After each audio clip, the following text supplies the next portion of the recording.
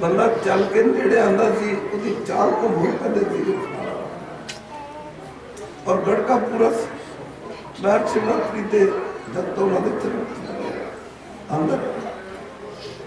और इतने इन्ना उन्होंने अच्छा इंतजाम कि जिहड़ा बंदा पूरे चक्कर में नहीं भी जानता वो भी पूरे चक्कर में बहुत प्यार सी, बड़ी सुची आत्मा सी, सर्व प्यार वाली आत्मा सी, सारे ने मन बसन वाली आत्मा सी और हरेक की शुभकामना और एक लंगोटी च रहना टाट वाले सारे इलाके और पता नहीं कितनी देर तो इतने रहते थे, जिन्हों पूछो कहते टाट वाले ऐती सी और इतना साधु जीवन, इतना अच्छा जीवन, इतना मोह रहित जीवन। ये मोह ही रही पर स्वामी नहीं होता, कोई मोह नहीं सी किसी ना, कोई दुर्वेश नहीं थी, कोई दुर्भावना नहीं थी, हरेक मुद्रा कर सकते, कोई जातिवाद नहीं थी, कोई बरादरीवाद नहीं थी, कोई रंग का भेद नहीं थी, कोई बरादरी का भेद नहीं थी, कोई मजहब का भेद नहीं थी। सब तरह के लोग आते थे,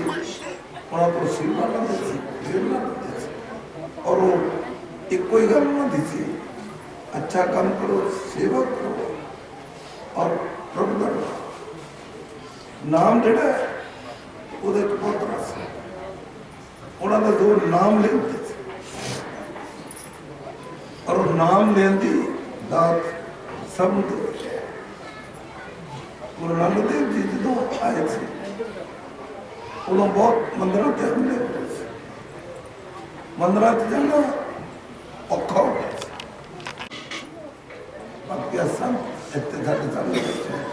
इन्होंने सारी जमीयत स्वामी जी के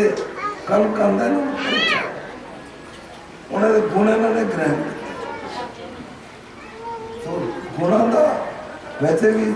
जो तो अभी कोई लेना सीखना वो तो गुण देख जे तुझे कमजोरियां देखने लग जाए अभी गुण नहीं ग्रहण कर सकते। स्कूल भी पढ़ते थे, अध्यापक के बुराइयां हो सकती हैं पर जब बच्चे अध्यापक दी बुराइयां देखने लग जाएंगे तो पढ़ाई वो सीख जब सिर्फ गुण देखने तब पढ़ाई अगे नहीं। शास्त्री साढ़े बैठे हैं जिन्होंने किनिया पुस्ता बना इन्होंने लोग हम भी पूछते क्यों पूछते इन्होंने गुणों का विकास किया, बच्चों को गुण देते वो जमाने समाज के डंडे चला आजकल का प्यार ना लिखना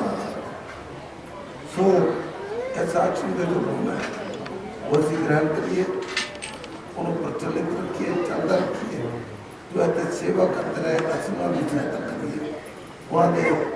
नाल मिलकर चलते रहिए और अगर ये सारा कुछ अभी कर जाएंगे स्वामी जी साढ़े बीच स्वामी जी को जान के लिए जैसे पेट मोड़ ली तो स्वामी जी को पेट मोड़ उन्होंने समाधि इतने इसे करके बनाई है ताकि सानू उन्होंने अच्छे गल् उन्होंने दसे रस्ते में चलते हैं। तो मैं तो यही प्रार्थना कराँगा कि इस आश्रम को चलता रखिए और स्वामी जी के प्रति श्रद्धा देखते फुल कर प्रभु परमात्मा वाहिगुरु अरदास करते हैं कि उन्होंने शांति मिले मिली जिन्होंने शरीर का अपने वक्त रखे ही नहीं, शरीर चाहिए कुछ नहीं, उन्होंने तो शांति मिली पर वो सानू अपना आशीर्वाद उसे ताकि असी अपने काम करते हुए प्रभु के नाम जुड़े सानू स्वामी जी का आशीर्वाद इस गल की कामना करते और मैं भी तो यही कामना करते शामिल होकर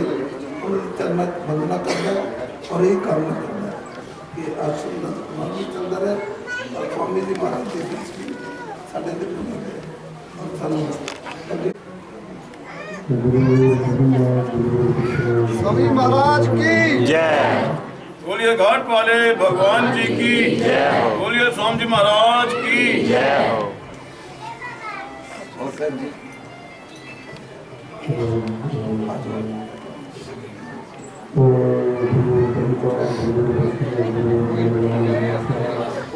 गुरु साक्षात परब्रह्म तस्मै श्री गुरु